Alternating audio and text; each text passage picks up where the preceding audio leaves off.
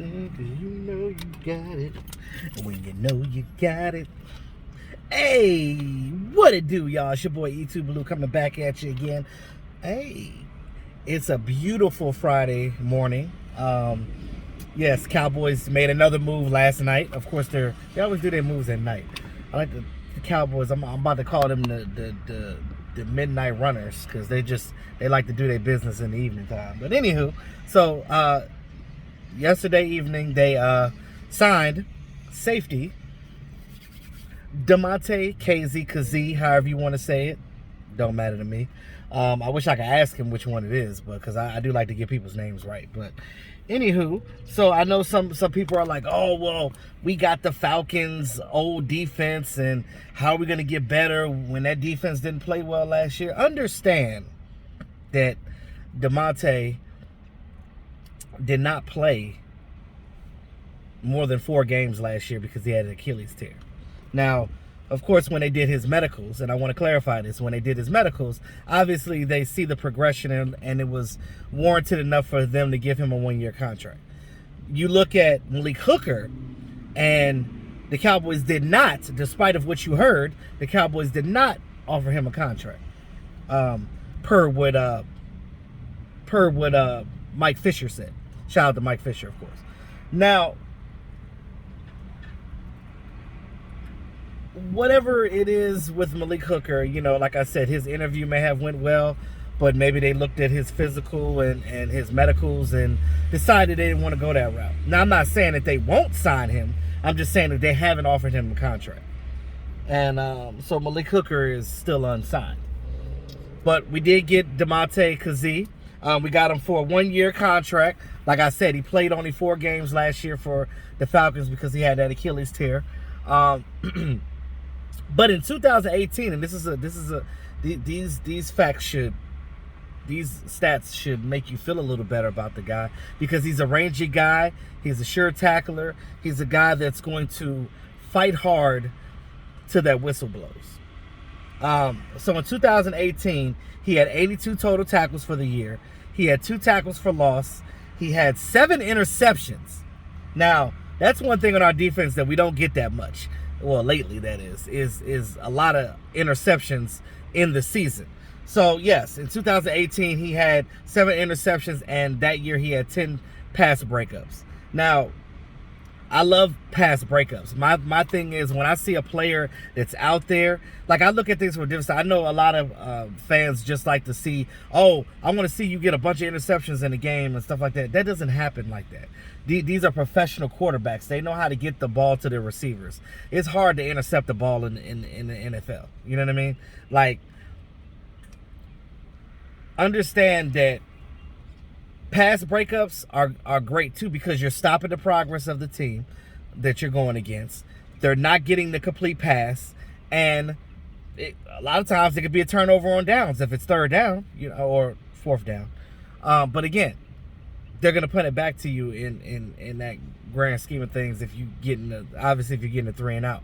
So to me, pass breakups are important. If your guy is there and he's on, and he's, whether it's a cornerback or a safety, and he's on that guy and he's hitting those right angles, whether he's tackling the guy to knock the ball out, whether he's smacking the ball down, whatever the situation is, that means that you're there in coverage and you're doing what you need to do to get it done, period.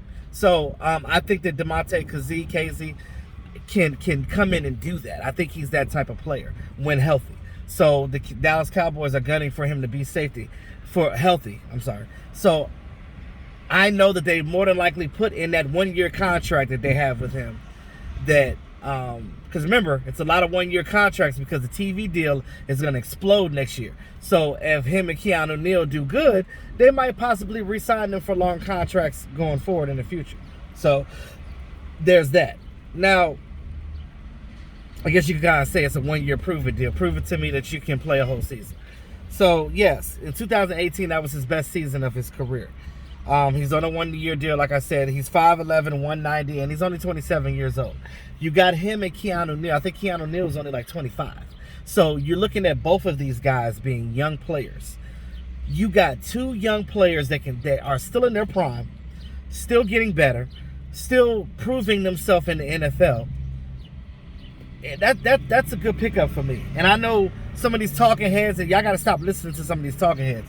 They'll be out here hating and saying all types of stuff. Oh, the Cowboys get an F grade. How the fuck they get an F? Excuse me for my language, but how they get an F grade for that? Come on now. They're crossing their T's and dotting their I's the right way. Because of the simple fact that they're getting what they need to get done. We got 10 picks in this draft. And I know that they're probably going to trade some of those. But again, you got enough picks in this draft to do some things. You can get Surtain. Whether you want Farley. I know Farley's got the injury history, the back issue. But his actual draft stock might drop.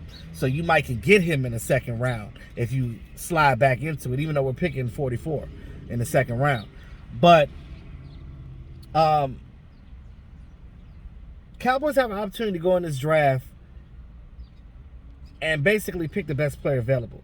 Because what you did was you solidified some of the depth issues that we had in the offseason. Now, you can go get a linebacker. You can go get another safety, a young safety. You can get some cornerbacks. You can bolster this team the right way. And I think that by doing that, I got to give the Cowboys, they're just due on that. Because, like you can say all day, oh, they're just getting these guys because of Dan Quinn. Well, Dan Quinn is here. And Dan Quinn runs a specific defense.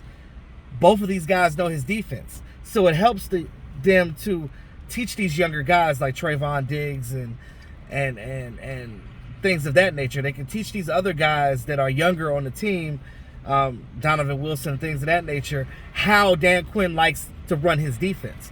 And in that aspect, you have a tendency to get better because, one, you're playing to your player's strengths. Two, they're familiar with what you're trying to run. And three, there's not much chaos going on.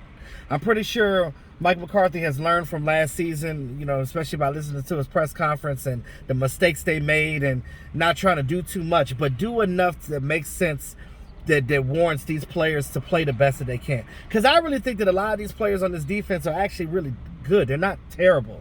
I wouldn't be surprised since Xavier Woods ain't getting no looks. Maybe they might bring him back as a backup again. I know some of you guys want Xavier Woods gone, but understand that he actually might play a little better in a defense that he's familiar with.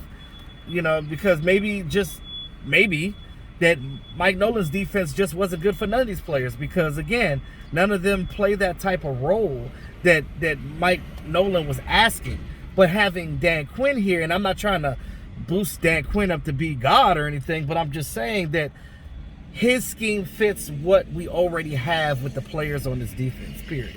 And that's all I'm saying with that. But I just look at this thing. So let me know what you guys think in the comment section about us getting Damontae Kazee. I'm excited about it. I think that it's a good pick going forward. So with that being said, y'all, it's your boy E2 Blue, always keeping it real, always.